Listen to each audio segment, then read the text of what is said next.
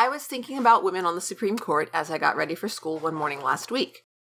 I think this was mostly because I dreamed about a new appointment that night. That dream was probably influenced by one of the books I'm currently reading, which talks about the effects of explicit gender bias and how that without deliberate countermeasures, they lead to non-gendered situations having a lingering implicit bias as a result.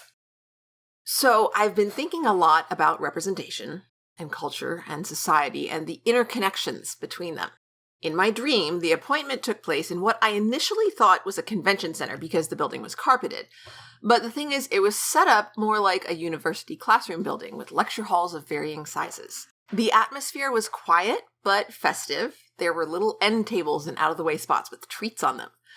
Donuts, mostly, but the nice ones, iced with sprinkles and double-filled, strawberry cream, and peanut butter and jelly. I walked by a couple and the man was kind of making a face at the woman who said she picked up a PBJ one. He was like, for a donut? And she was convinced it was going to be delicious, but then I was past them. Also, they had little candy dishes with individually wrapped sun-kissed fruit gems, which are my favorite candy in the world. And I kept peeking around to make sure that people weren't noticing my faux pas as I would make a quick grab for my favorite ones, the raspberry and the white grapefruit, drop a few in my bag, and then move on to the next table. As I was making the rounds, I ended up in another part of the building where there was a rehearsal for a production of Cyrano de Bergerac. They were in tech because they were on stage and using props, though they weren't in full costume, so the opening must not have been far off. However, people in the halls in that area were still talking about the new appointment. That was about the point when I woke up. And the whole while I was getting ready for school, I was thinking about new appointments, probably because of this dream. Also, the most recently appointed Supreme Court Justice is a woman, Amy Coney Barrett, and I thought of Ruth Bader Ginsburg's remark, "when there are 9," which was her response when an interviewer asked when there would be, quote, enough women on the Supreme Court.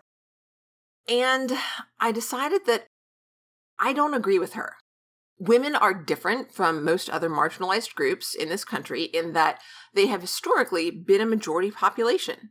That majority has been small but statistically significant, and even when you account for non-binary, fluid, or agender people who still have not been given the option to identify themselves on the census, women have a greater plurality than any other population subgroup.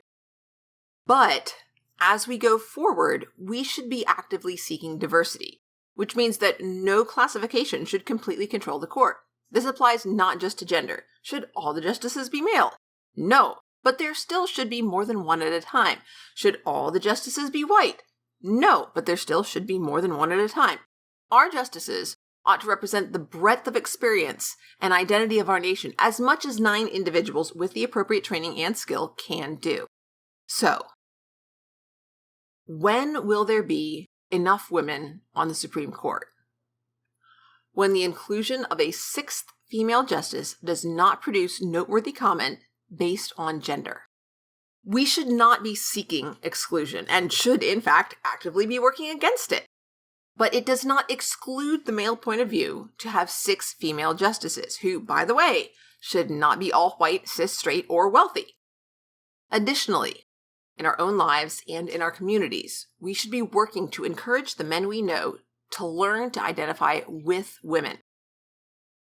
If women can learn to identify with men as representatives in a democratic government and as characters in the stories we share based on similar experiences or background or just the human condition, men should be able to learn to identify with women in the same way. And it is that development of empathy and understanding that will lead to a society in which a 6th female justice does not provoke significant comments about her gender. Thanks, everybody. See you next time.